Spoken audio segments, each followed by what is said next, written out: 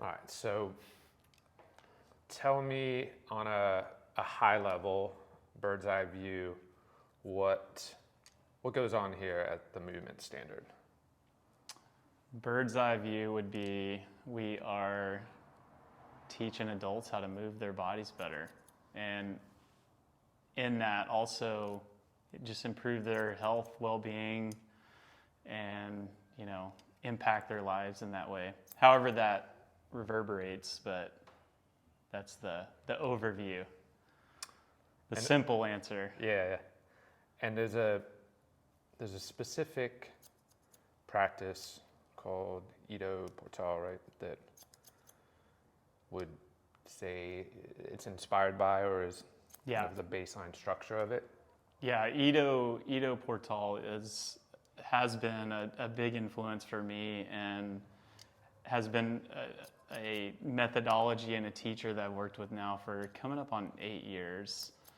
Originally kind of found out about his material around 2009 and was in a strange place myself, looking for, having been a teacher and a coach and a trainer, looking for something fresh and something integrated and holistic, something that just leveled up everything that I was playing around with. So, what do you mean by integrated? So taking some of his methodology is centered around amalgamating all these different disciplines of movement. Or practices, let's say. So martial arts, dance, yoga, strength work, parkour. There's a number of different elements that look like other things that aren't those actual disciplines, but inspired by and connecting each within a bigger frame.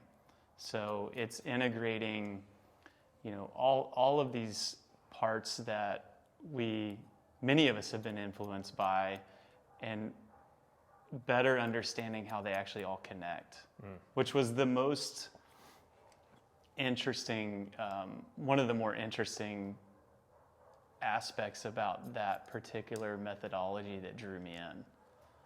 And rewinding before getting into or seeing this practice, you have a pretty extensive history in, let's say, fitness, physiology.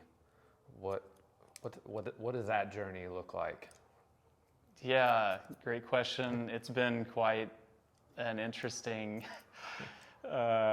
roundabout, but I think we're gonna have to, just before you get into it, I think we're gonna have to find a photo of bodybuilder Brian. Oh yeah. So that was probably that just happened, and honestly, tying that back to where I'm at now, it's really interesting how it connects. It's a full circle, definitely a full circle connection. But starting like a lot of people in sports as a kid and playing many different sports, being the jack of all trades and master of none resonated with me because I could do things reasonably well or maybe mediocre, but I was never the master. Never went all the way as a specialist until I got into bodybuilding in my late teens, and that happened as a byproduct of training for sport. And someone at this local gym took note of my ability to put on muscle and to maintain a certain shape, and suggested that I do this against anything that I ever wanted to do, and against my initial lack of desire. I eventually stepped into it and did really well. And the thing that drew me in there is the same thing that actually drew me into working with Ido, which was the quality and the kind of artistry behind it, underneath it. So I competed as a bodybuilder until my early 20s. I turned pro as a natural bodybuilder, and the day I turned pro, I decided I was done. I was over it. And for many reasons, mostly related to a desire to go deeper into other aspects of health, and realizing that bodybuilding was not the healthy, outlet for any sort of longevity or sustainable health and well-being. It wasn't what I thought it was. And we see these fit bodies, and we think, oh, these are the epitome of health. And the lack of function that I had in my body, just from a movement standpoint, it didn't match the way I looked. And so that was one of a few reasons. But so from there, I studied, as you said, exercise physiology. I graduated college and worked at a preventive medicine clinic as a physiologist for about 7 years, and also trained clients on the side. So I always kind of had that backfill, I guess you could say. And as a physiologist, got a taste of this kind of clinical side of health and prevention and medicine. And I don't think I knew that. Yeah, that actually, gave me a ton of, just a ton of experience with working with people at that very small micro, looking at blood chemistry, EKGs, like the very unseen aspects of health and vitality. But also became discouraged by that as well. So I kind of turned my attention toward nutrition and really diving deep as I could go in that realm. And at that time, decided to venture out and start a little studio here in Dallas called the Movement Dallas. And this was 2007 or so, maybe a little before that. We were doing some really interesting things, but a lot around holistic coaching, involving movement, involving nutrition, and a lot of cool, interesting things stem from that connection with local farmers and, building out the food side. So anyways, that ran its course. I felt like I kind of, at least at my own level, the jack of all trades. I had, figured out the nutritional side of things for myself and understood that as deep as I wanted to go, and understood also how to help people from that angle. And had this in-between time where I was kind of I felt like a no man's land with my practice of movement. I was no longer bodybuilding. I was trying to find something that resonated, that felt more whole to me. And again, that's when I kind of stumbled into the work of Ido and started down that path, which was quite the change. So anyways, there's a long backstory, but yeah, I've been coaching and training people for now 21 years. So there's quite a history with that. And it seems to change every year, but looks a little different than it did then, but at the root, it's the same. So you've been a student of Ido's, or the practice itself, for how long now? Of his specifically, let's say 7.5 years at this point. Yeah. Okay. But found out originally of his work in 2009, which was, I spent about 4 years trying to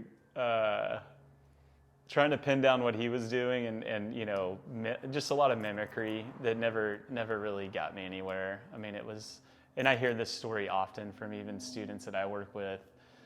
It can be easy to kind of look and see what someone else is doing and attempt to copy it and to embody that, but what goes on underneath is way, way different than what is presented. Yeah, we've talked a lot about that. Yeah, well, recently I sent you a video of Marcelo. Oh yeah. And said, I think this might be a helpful tool for some mobility issues that we're working through. And I liked your answer, because your answer said, and I'm paraphrasing, but your answer said, this looks very simple, but is a combination of a lot of layers of principles. Right. Give it a try. Yeah. And I liked how you kind of like Test it out. Yeah. put it out there for me. And Well, you deal with that too in Sure. your world. I Sure. mean, you know, it's like arguably someone might say, "Oh, a haircut's pretty simple," and then, man, they're not all created equal. No, So. no. And what one person makes something look very simple and effortless and beautiful. There's like you said, there's so many layers to that, and it's not. And that was a harsh reality that I ran into when I tried some of the things on that video. Yeah. So that's a great kind of. It took me 4 years to realize that, unfortunately. But you know, well, I have a good teacher, so yeah. I feel like 8 years into my practice, I still am, reeling from that. It's like trying to understand it, and it's always changing. And the practice that I have looks different in some ways compared to, as odd as it may sound, compared to what's seen at the level of teaching. It's a different part of the process. It's still within a process, but it looks different. And some of that has to be just met with wherever others are and bridging them within a process. But yeah, I mean, you're always trying to understand it. And I think, again, jumping in with Ido was the best decision for helping me understand the movement layer. Because again, I felt like I had well understood the nutritional side. I'd well understood some aspects of movement, anatomy, physiology, the clinical side. And, as I get deeper into practice, and you and I talk a lot about this, I'm also very interested in psychology and mind and, other aspects of being. So I feel like it's just my own excuse, teaching and coaching, to explore within myself. And that's how this space really and truly popped up. It just happened. It happened as an exploration of that. One of the things that I find to be an interesting conversation and a very challenging one would be not necessarily, maybe a description of what this is. And one of the questions I was going to ask you is, how would you define movement? And I think I know your answer. Your answer would be hard, and it would also, if I asked you that same question 2 years ago versus 2 years from now, it would probably likely be very different. Yeah. So for context of people listening, and hearing the word movement getting thrown around a lot, obviously in this conversation, but we're seeing it a lot on social media and in the physical fitness space. What is it, and how would you compare it maybe to things that people are really familiar with, say a yoga practice, because we use the terminology practice a lot versus like a workout. So I think that word in itself is interesting because it can help create an understanding. If you have a yoga practice, then you might be able to tie that in, but it's far from yoga. Or maybe those who are doing a HIIT type of workout or CrossFit. And again, not to shit on any of these, but just to create the difference. To create some context for people. Yeah, so you're right. The answer would likely change based on the context. I like to think of the relative and absolute definition of movement. In one sense, movement is all of the things that you mentioned. It's actually all of life.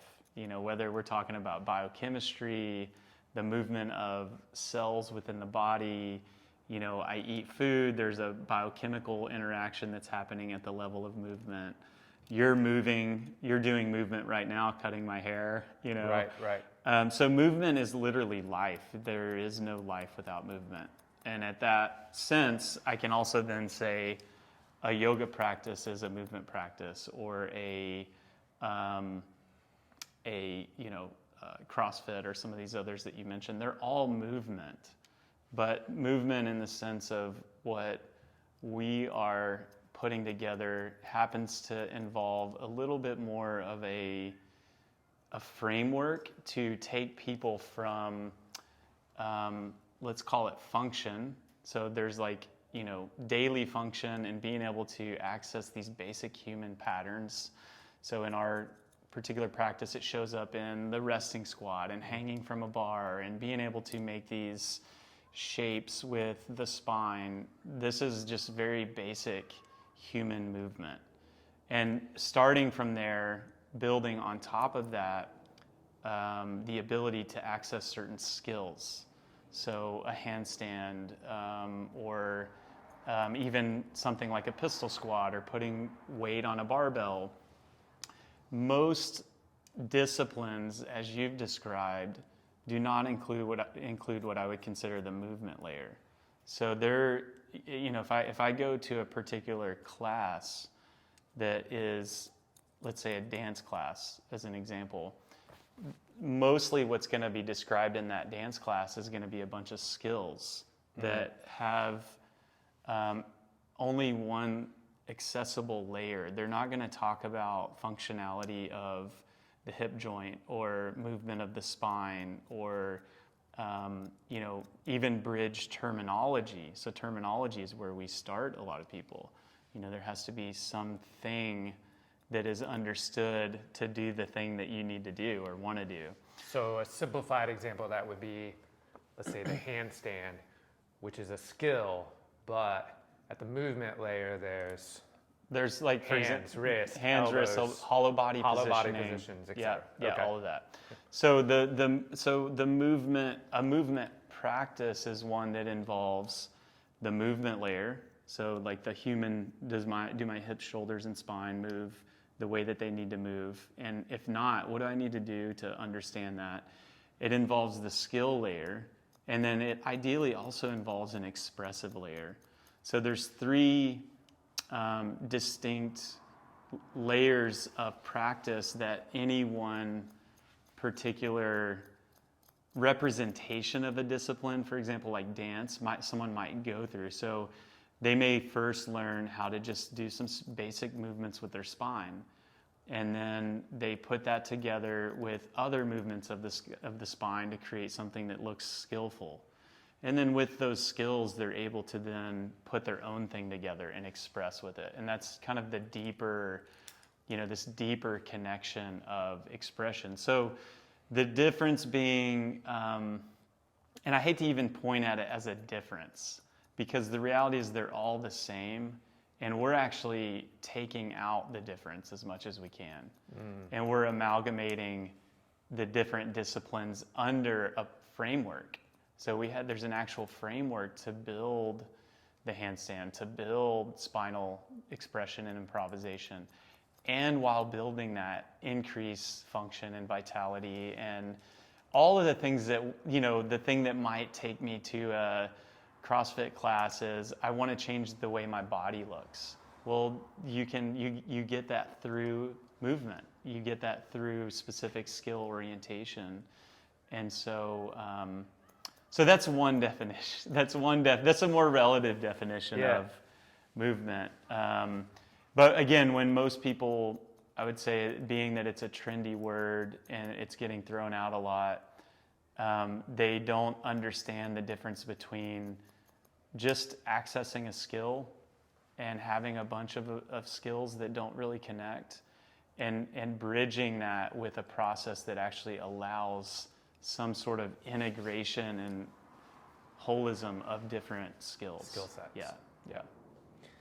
And then that leads into this expressive layer, right? Ideally, the expressive layer being like you're improvising on my hair right now. Right.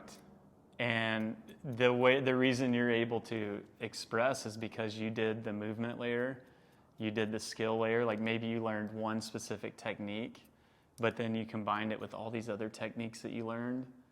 And then I walk in and you're like, oh my God, look at this mop of hair he's got. How do I carve it into something that looks manageable? And that is uniquely you.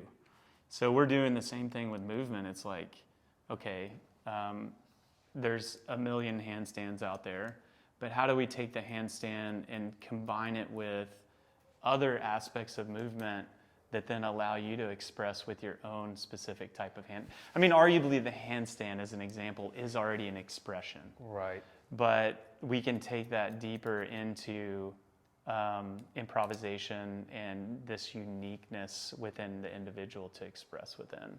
And it seems to me, at least it's what I'm drawn to, and I feel it resonates with most people, is seeing the expressive layer.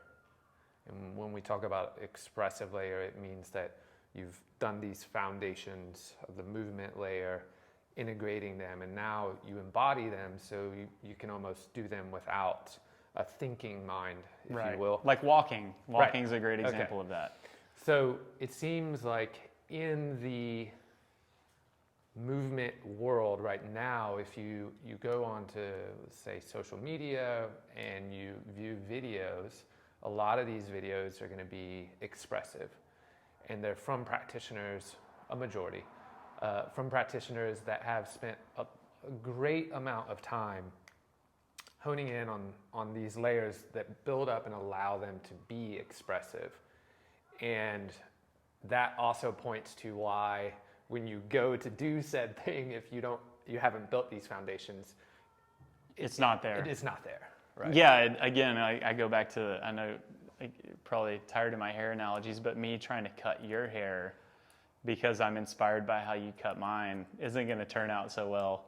And that's the thing that's often misunderstood with people wanting to enter into our process, is to come in and to be okay with not being good at something. Because the only way through, or the only way to get there, is through the work that you don't have any sort of orientation or recognize in any way. And so there's an unfamiliarity and an uncertainty and ambiguity, and ultimately that comes down to this beginner and student mindset where you're like, I'm just here to learn. I'm okay with being bad. I can drop the ego at the door. All of that is very challenging. It's very challenging for us as a studio. It's very challenging for us even inside of the practice, but it's challenging culturally as well because, people see what we do and they think it's like the people that do it, so a handstand in this case, they've always been able to do it, which is not true. It's like they went through the process. Being on my hand was never an imaginable. Well, think about your handstand in 6 years, and how long it takes. Yes, it took forever. But once, this is the one thing that even regardless of expression or like building this movement practice or, having to go super deep, one of the things that resonates with me at let's call it an earlier layer for anybody interested in this process, or this conversation, is that you don't have to be a movement practitioner to recognize when I uncover a skill. There's two things that I've found that happen. One is the skill becomes a vehicle for my own development. So I'm going to, in that skill, run into roadblocks along the way that then challenge me in some fashion that I wasn't challenged in before, and I'm gonna have some sort of growth from that. And maybe I never even actually access the skill, but just the attempt is gonna cause some sort of learning. And then the second thing is, in that, let's say I do access a skill, and I think of the spine with this one. Someone comes in with low back pain, and you teach them how to do a spinal wave, and they have that skill now forever. And that skill can then be used as almost like a tool for them when they have low back pain again. And the more of those skills they develop in their spine, the more tools they have to fix themselves. So ultimately, at one end, it's about expression. At the other end, it's about self-understanding and learning. It's like, man, we have this physical body, and we all have arguably the same or very similar capabilities to use this physical body in very complex ways. Yet most, and this is not a knock on anyone, I was in the same boat. Like, I think of most people, they peak their physical complexity at about age 12. So they, it's like they do gymnastics as a kid and they do all this stuff, and then all of a sudden you enter high school. Maybe they have a sport, and so they're doing some skill within the sport, but things shift more and more cognitive. Mm-hmm. It's like, hey, you need to get good grades. You need to get into this, high-ranking school and get a high-paying job and all this stuff, which is great. Nothing wrong with that. But the body and the mind are the same thing. And so we lose this connection with this deeper intelligence that could otherwise shape and mold us in unique ways outside of just, cognitive and intellectual understanding. And so that deeper self-understanding, I think, is something that's missing culturally, and it's something that could be valuable even at the layer of fixing someone or expression. Yeah, you totally nailed it, and went. I wanted to take the conversation to that place, and you I didn't even have to cue it, obviously. But I think about these things too much, probably. Well, I know when I speak to friends and my clients and other people about this practice, the hard thing that I find to articulate, which you just did very well, is exactly that, which is the knowing of self. And it's hard to describe how a physical practice would end up turning you into this place where you start the self-discovery situation. It's hard how you articulate that, but it really is. I'm just now scratching the surface of this expression area in certain parts of my practice with you, and it's so much fun. So much fun. But the value of this practice has really come from this self-knowing, where, as you pointed to, and I've noticed in the fitness arena in general, is we gravitate towards these things that we're good at and we push further in them. So if you've got a good motor and you want to do HIIT stuff, you're doing, or strength, whatever that may be, things that you enjoy and you're good at, you move towards. And this practice ends up kind of taking you the exact opposite. Like, you're terrible at this, great. That's where we're going to go. That's where we're going to go. Yeah. And in something, we keep going back to handstand, but I think it's the best example. In something for me, learning the handstand, I had no experience being inverted. I came in with terrible posture,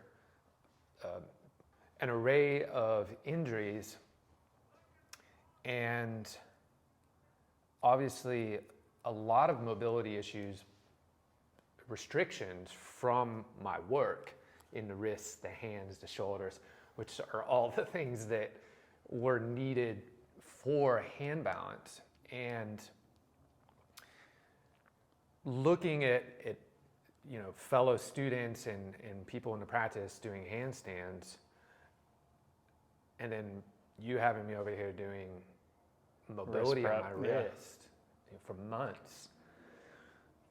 The redundancy and the pointing towards things that were uncomfortable and needed to be done and all these things, you start to really unlock this understanding of self, and it transcends and spills out into the rest of your life in this knowing of, like, I am not good at this thing, whether it be not paying attention to my finances or my relationships or how I manage work. And instead of pushing away from that, you become more resilient in saying, okay, I'm gonna bring some attention to this. And so the value in this practice that I find difficult to articulate, because the first interaction with somebody asking about it is because they saw me doing something that's more expressive. Right. Like, tell me about this practice. And I want to say, well, it's taught me so much about myself. And that's a huge... Yeah, it's a big gap. Well, and that starts to get into some of the psychology aspects that I was, talking about earlier. Not that I'm an armchair psychologist, yes, but just understanding different models and theories and thinking about and seeing and working with so many people over the years, why they come into a practice like this.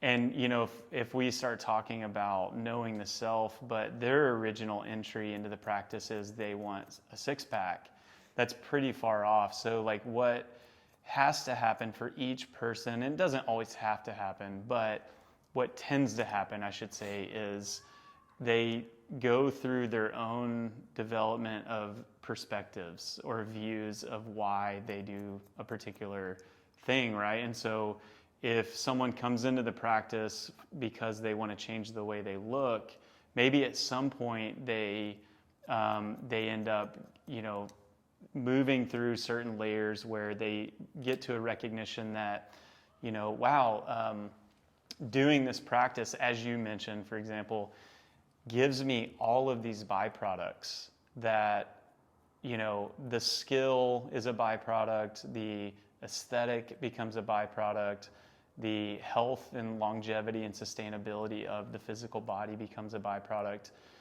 And the orientation is then a little bit different. It's a recognition that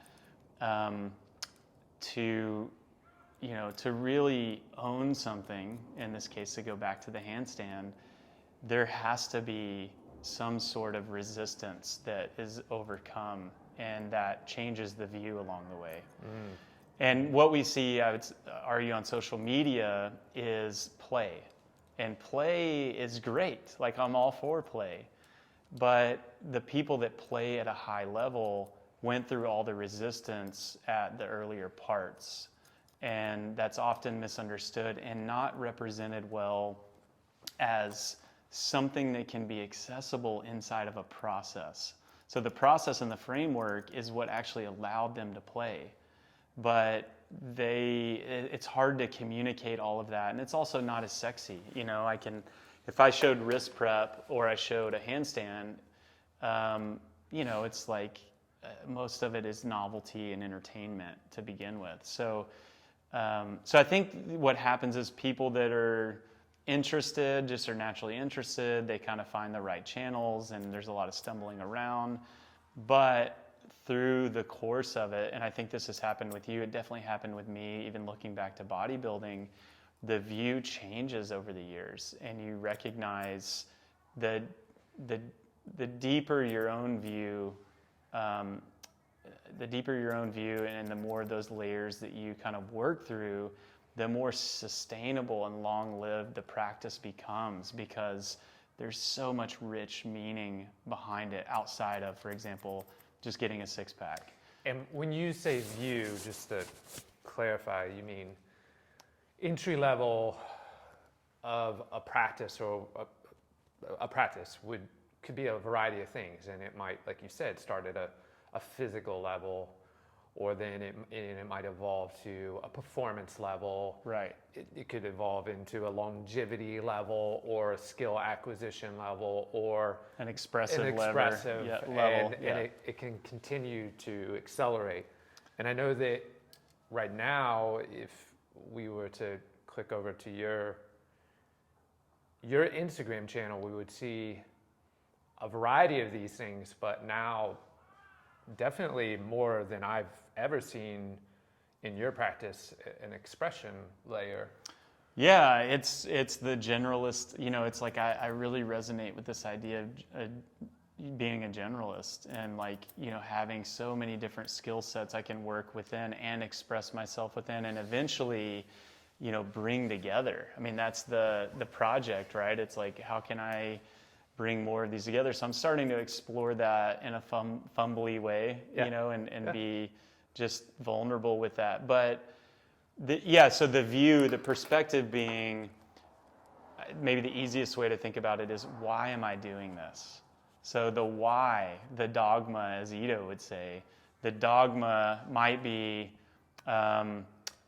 starting with, I want to change my body. I want to change my physical body. And so we may think that we have to do a certain type of workout to do that. So then the view evolves, or for some, whatever. It's not, I don't think about it as better or worse.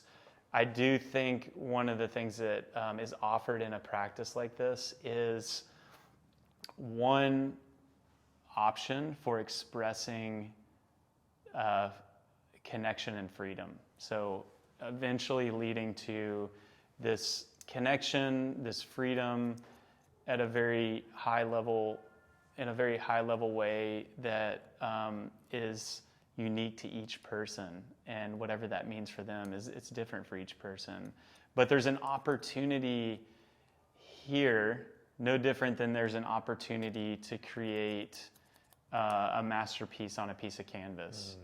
The one thing that I like to point out is the physical body has needs.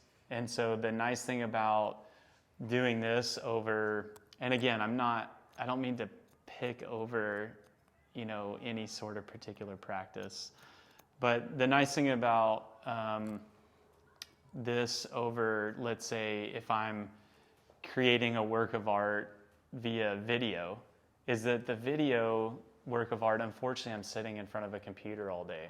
It's still a work of art, it's still an expression. Yeah. But man, it's nice to get a 2-for-1. So it's like I can express with my physical body. It has needs. It needs to be expressed. And while learning about that expression, I'm kind of, building into this thing that has to be, if I sit in front of a computer all day as an expression, it's a beautiful thing and can be, but it has a very physical cost because, the very basic biological need is that I have to move.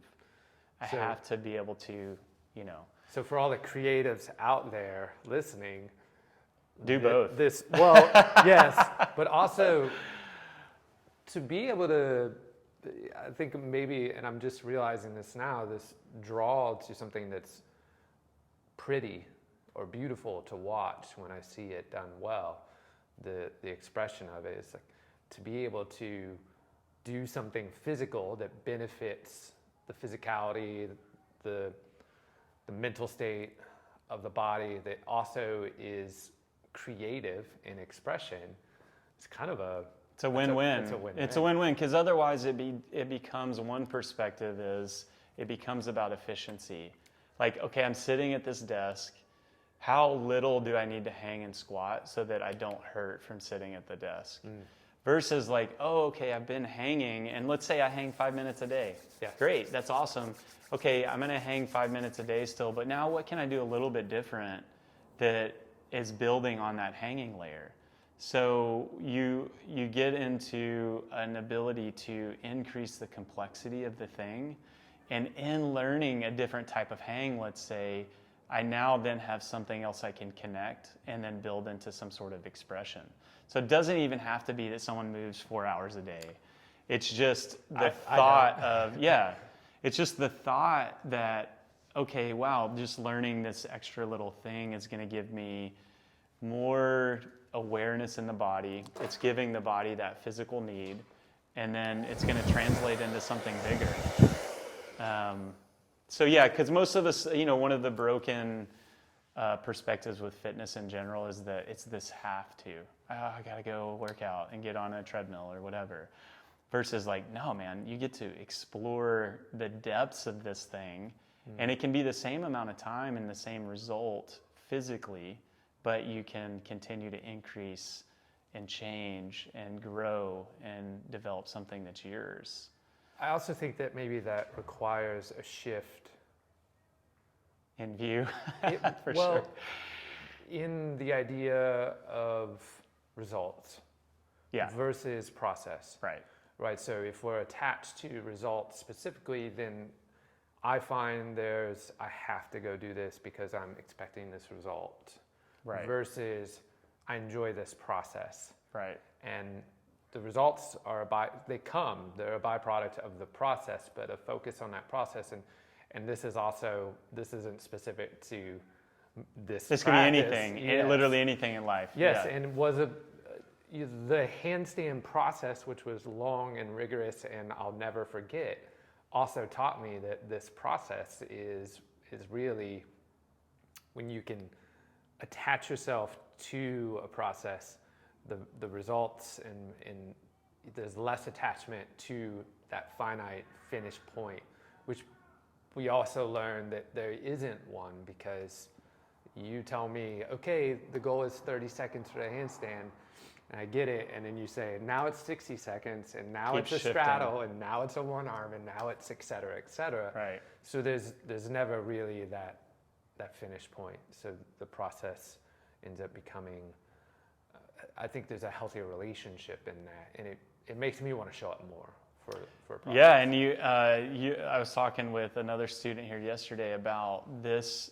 framework is a meta tool for process and learning, and the handstand such we keep talking about that, but that represents more than a lot of things inside of this practice, an early win in recognition of processes being so valuable. Right. Because you could consciously put a process around anything, because the reality is a process is always happening. It's just not always conscious, and it's not always effective. So it's always happening, though, whether we know it or not. Sure. It's just we can put our awareness and attention to it. And then, the view is the thing that is going to allow someone to finally recognize maybe that we get somewhere and that's not really where we wanted to be. I think about it this way. I actually don't want to arrive. I don't want to arrive anywhere, because then, there is okay, well, what's next? Versus constantly looking and staying open to something new, I think is valuable, to keep the mind sharp, the body sharp, and, Yeah. So yeah.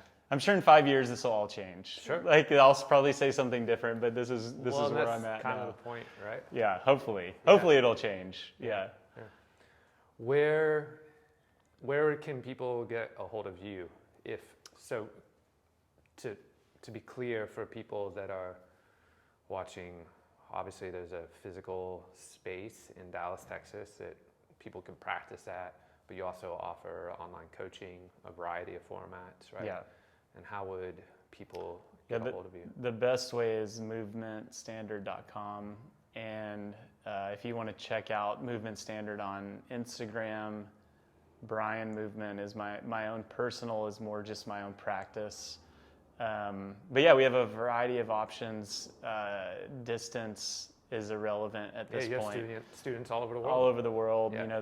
that learn. We have foundational options for people that are interested in just kind of tasting the practice. So yeah, there's an option for people that are interested at some level. And I know that one of the maybe bars of entry or things that a hurdle for people wanting to come into this practice is they see some of the things that we're doing, and I'm like, not for me.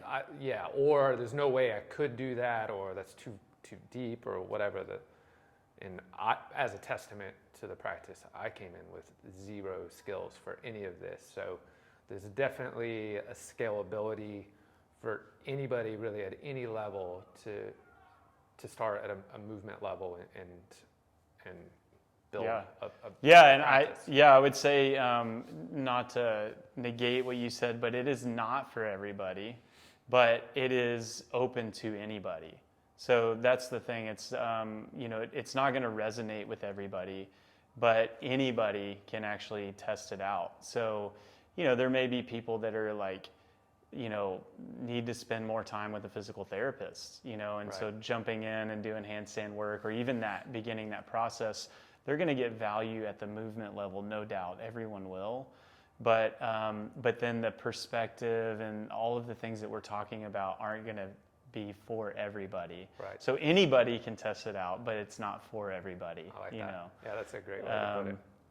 So yeah, we don't cater to like these really micro needs. I deal with, for example, I work with pain clients and people that have issues. They come see me in person, but our format as a class operation, as even coaching online or doing movement foundations is not to address these like little one-off issues. It's more global and to understand the framework that we're offering. So you're not going to just say, hey, I'll teach you a handstand. Yeah, exactly. Right. Exactly. Yep. Yeah. Since we talked about that so much. Yeah.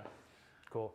Well, man, this looks, you always rock it and do such a good great, with the haircut. Yeah, it looks great, man. That's the byproduct. I can move lighter now. The haircut's a byproduct of a good conversation, basically. Cool. It's always fun, man. Yeah, man, I really appreciate you being here. Thanks for having me. Yeah. Yeah. All right. Thanks, homie. Cool.